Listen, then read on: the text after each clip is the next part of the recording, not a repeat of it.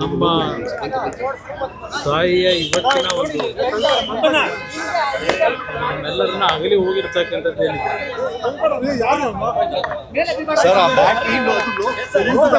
ಮೊದಲಿಂದಲೂ ಅವರ ಒಂದು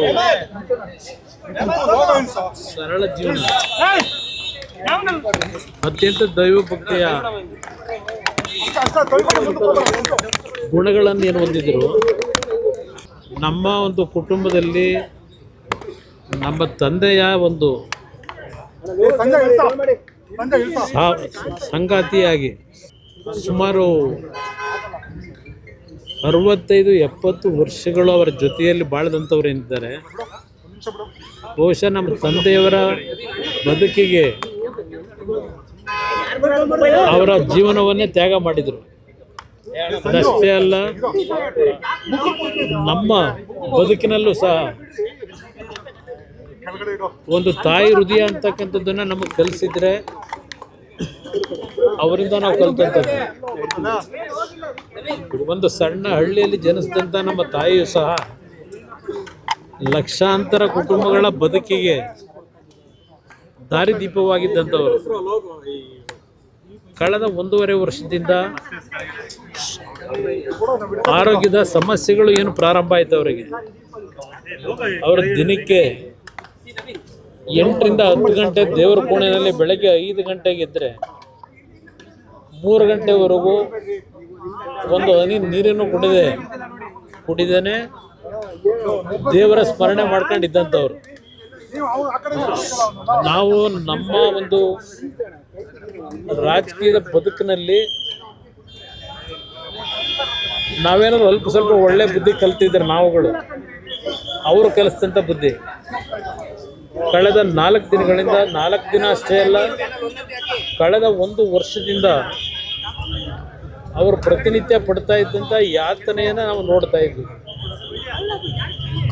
ಎಷ್ಟೇ ನಾವು ಬಿಡುವು ಇಲ್ಲದೆ ಕಾರ್ಯಕ್ರಮಗಳಲ್ಲಿ ಭಾಗವಹಿಸ್ತಾ ಇದ್ರು, ಎಲ್ಲೇ ಇದ್ದರೂ ಅವರ ಸ್ಮರಣೆಯಲ್ಲೇ ನಾವು ಇರ್ತಾ ಇದ್ವು. ಸಮಯ ಸಿಕ್ತಾಗಲೆಲ್ಲ ಹೋಗಿ ಮಾತಾಡ್ಲಿಕ್ಕೆ ಹೋದರೆ, ಇಲ್ಲ ಅವರನ್ನು ಮಾತಾಡಿಸ್ಲಿಕ್ಕೆ ಹೋದರೆ ಊಟ ಮಾಡಿದ್ದೀರಾ ಅಂತಕ್ಕಂಥದ್ದು ಒಂದೇ ಅವ್ರ ಬಾಯಿನಲ್ಲಿ ಬರ್ತಾ ಇದ್ದು. ಕಳೆದ 1 ವರ್ಷದಿಂದ ಅವ್ರನ್ನ ನೋಡ್ಲಿಕ್ಕೆ ಬರ್ತಕ್ಕಂಥವ್ರ ಬಗ್ಗೆ 4 ದಿನಗಳ ಹಿಂದೆ ಸಮಸ್ಯೆಗಳೇನು ಪ್ರಾರಂಭ ಆಯಿತು, ಅದು ಕೋವಿಡ್ನ ಪೀರಿಯಡ್ನಲ್ಲಿ 2 ಬಾರಿ ಅವರಿಗೆ ಕೋವಿಡ್ ಅಟ್ಯಾಕ್ ಆದ ನಂತರ ಅವರ ಆರೋಗ್ಯ ಕ್ಷೀಣಿಸ್ತಕ್ಕಂಥದ್ದಕ್ಕೇನು ಪ್ರಾರಂಭ ಆಯಿತು. ಆ ಲಂಗ್ ಮೇಲೆ ಆದಂಥ ಒಂದು ಸಮಸ್ಯೆಯಿಂದ, ರೆಸ್ಪಿರೇಟರಿ ಸಿಸ್ಟಮ್ನ ಸಮಸ್ಯೆಯಿಂದ ಸ್ವಲ್ಪ ಗಂಭೀರವಾದಂಥ ಪರಿಸ್ಥಿತಿಯಲ್ಲಿ 4 ದಿನಗಳ ಹಿಂದೆ ಬಂದಂಥದ್ದೇನಿದೆ, ನಮ್ಮ ಮಣಿಪಾಲ್ ಹಾಸ್ಪಿಟ್ಲಿಗೆ ಸೇರಿಸಿ ಡಾಕ್ಟರ್ಗಳು ಉತ್ತಮವಾದ ಪ್ರಯತ್ನ ಪಟ್ಟಿದ್ದಾರೆ. ಆದರೆ ನಮ್ಮ ಪ್ರಯತ್ನ, ವೈದ್ಯರ ಪ್ರಯತ್ನಗಳಿಗಿಂತ ಹೆಚ್ಚಾಗಿ ಭಗವಂತ, ಅದರಲ್ಲೂ ವಿಶೇಷವಾಗಿ ರಾಜರಾಜೇಶ್ವರಿ ತಾಯಿಯ ಒಂದು ಭಕ್ತೆಯವರು ಪ್ರತಿ ಶುಕ್ರವಾರ ರಾಜರಾಜೇಶ್ವರಿ ದೇವಸ್ಥಾನಕ್ಕೆ ಕಳೆದ ಒಂದು 35-40 ವರ್ಷಗಳಿಂದ ಹೋಗ್ತಾ ಇದ್ದಂಥವ್ರು ಪ್ರತಿ ಶುಕ್ರವಾರ.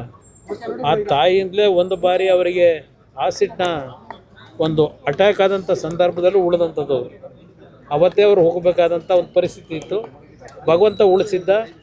ಭಗವಂತನಿಗೆ ಬಹುಶಃ ಅವರ ಬದುಕು ಈಗ ಸಾಕು ಅಂತಕ್ಕಂಥ ಒಂದು ತೀರ್ಮಾನಕ್ಕೆ ಬಂದು ಅವ್ರನ್ನ ಕರ್ಕೊಂಡಿದ್ದಾನೆ ಅನ್ನೋದು ನನ್ನ ಅಭಿಪ್ರಾಯ. ಇವತ್ತು ಅವರನ್ನು ಮನೆಗೆ ಅವರು ಏನು ನಮ್ಮನ್ನು ಅಗಲಿದ್ದಾರೆ. ಪದ್ಮನಾಭನಗರದ ಮನೆಯಲ್ಲಿ ಇವತ್ತೇನು ಅವರ ಅಂತಿಮ ಒಂದು ಕಾರ್ಯಗಳನ್ನು ಮಾಡಬೇಕು. ಆದ ನಂತರ ಅವರ ಒಂದು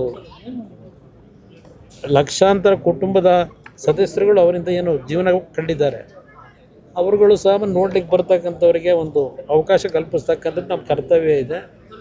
ಬಹುಶಃ ನಾಳೆ 11 ಗಂಟೆ ಮೇಲೆ ಅವರು ಜನ್ಮ ಕೊಟ್ಟಂಥ ಸ್ಥಳ ಹಾಸನ ಜಿಲ್ಲೆ, ನಮ್ಮ ತಂದೆಗೆ ಜನ್ಮ ಕೊಟ್ಟಂಥ ಸ್ಥಳ, ಅಲ್ಲಿಗೆ ಅವರನ್ನು ಶರೀರವನ್ನು ತೆಗೆದುಕೊಂಡು ಹೋಗ್ತಕ್ಕಂಥದ್ದಕ್ಕೂ ತೀರ್ಮಾನ ಆಗಿದೆ. ಮನೆಗೆ ಹೋದ ನಂತರ ಮುಂದಿನ ಕಾರ್ಯಗಳೇನು ಅಂತಕ್ಕಂಥದ್ದು ತೀರ್ಮಾನಗಳನ್ನು ಎಲ್ಲ ಸೇರಿ ಮಾಡಬೇಕು ಅಂತ ಇದ್ದೇವೆ. ಅದ್ರ ಜೊತೆಗೆ ಎಲ್ಲರ ಅಭಿಪ್ರಾಯ ಹೊಂದಿದೆ. ಅವರ ಹುಟ್ಟಿರ್ತಕ್ಕಂಥ ಹುಟ್ಟೂರಿನಲ್ಲೇ ಕಾರ್ಯಕ್ರಮ, ಇದು ಅಂತಿಮ ಸಂಸ್ಕಾರಗಳಾಗಬೇಕು ಅಂತಕ್ಕಂಥದ್ದು ಒಂದು ಭಾಗ ತೀರ್ಮಾನ ಇದೆ.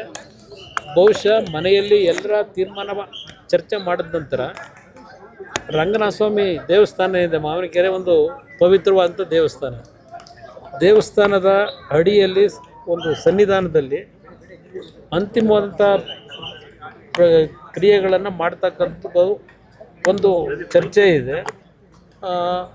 ಆ ಒಂದು ನಿಟ್ಟಿನಲ್ಲಿ ಮನೆಗೆ ಹೋದ ನಂತರ ತೀರ್ಮಾನ ಮಾಡ್ತೀವಿ. ಸಾರ್ವಜನಿಕ ಅವರನ್ನು ಅಂತಿಮ ದರ್ಶನ ಪಡೀತಕ್ಕಂಥದ್ದಕ್ಕೆ ಪದ್ಮನಾಭನಗರದ ಮನೆಯಲ್ಲಿ ವ್ಯವಸ್ಥೆಗಳನ್ನು ಮಾಡ್ತಾ ಇದ್ದೇವೆ. ಸ್ವಲ್ಪ ಜನ ಜಾಸ್ತಿ ಆದರೆ ಪದ್ಮನಾಭನಗರದಲ್ಲೇ ಮೈದಾನ ಇದೆ, ಅಲ್ಲಿ ನೋಡಿಕೊಂಡು ತೀರ್ಮಾನ ಮಾಡ್ತೀವಿ. ಬಟ್ ಅವ್ರು 11 ಗಂಟೆ ಮೇಲೆ ನಾಳೆ ಹಾಸನ ಜಿಲ್ಲೆಗೆ ಅವರ ಪಾರ್ಥಿವ ಶರೀರವನ್ನು ತೆಗೆದುಕೊಂಡು ಹೋಗ್ತಕ್ಕಂಥದ್ದಕ್ಕೆ ಅಂತಿಮ ನಿರ್ಣಯ ಮಾಡ್ತೀವಿ. ಅಂತ್ಯಕ್ರಿಯೆ 2-3 ಸ್ಥಳದ ಬಗ್ಗೆ ಸ್ವಲ್ಪ ಚರ್ಚೆಗಳಿದೆ.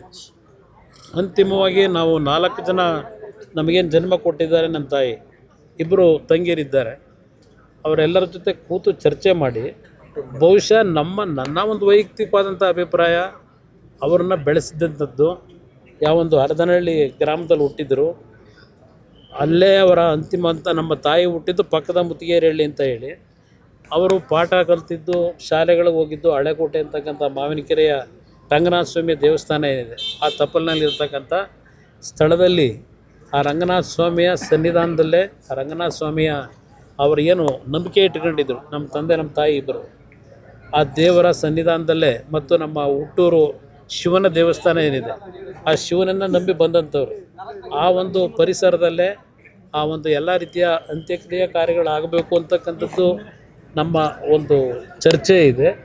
ಎಲ್ಲರ ಜೊತೆ ಚರ್ಚೆ ಮಾಡಿ ಕುಟುಂಬದಲ್ಲಿ ಒಂದು ರೀತಿಯಲ್ಲಿ ತೀರ್ಮಾನಕ್ಕೆ ಬರ್ತೀವಿ. ಸೋಮವಾರ ಅಂತ್ಯಕ್ರಿಯೆಯನ್ನು ಸೋಮವಾರ ಇಟ್ಕೊಂಡಿದ್ದೇವೆ.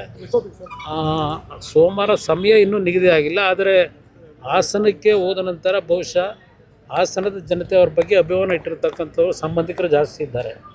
ಅವರೆಲ್ಲರಿಗೂ ಅಲ್ಲೂ ಸಹ ಅಂತಿಮ ದರ್ಶನಕ್ಕೆ ಅವಕಾಶ ಕಲ್ಪಿಸಬೇಕು. ಅದೆಲ್ಲ ಅಲ್ಲಿಯ ಪರಿಸ್ಥಿತಿಗಳನ್ನು ನೋಡಿ ತೀರ್ಮಾನ ಸೋಮವಾರ ಎಷ್ಟು ಗಂಟೆಗೆ ತೀರ್ಮಾನ ಮಾಡಿ. ನಮ್ಮ ಕಾರ್ಯಕ್ರಮಗಳನ್ನು ನೀವು ನೋಡ್ತಾ ಇದ್ರೆ ನಮ್ಮ ಚಾನೆಲ್ ಅನ್ನ ಸಬ್ಸ್ಕ್ರೈಬ್ ಮಾಡಿ, ಪಕ್ಕದ ಬೆಲ್ ಐಕನ್ ಒತ್ತಿ ನಮ್ಮನ್ನ ಬೆಂಬಲಿಸಿ.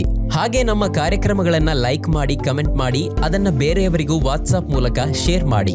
ನೀವು ಹೀಗೆ ಮಾಡಿದಾಗ ನಮ್ಮ ಚಾನೆಲ್ ಮತ್ತಷ್ಟು ಜನರಿಗೆ ತಲುಪಲು ನೀವು ನಮ್ಮೊಂದಿಗೆ ಸಹಕರಿಸಿದ ಹಾಗಾಗುತ್ತೆ. ಇದು ನೀವು ಯಾವುದೇ ಖರ್ಚಿಲ್ಲದೆ ಕೆಲವೇ ಸೆಕೆಂಡುಗಳಲ್ಲಿ ನೀಡಬಹುದಾದ ಸಹಕಾರ.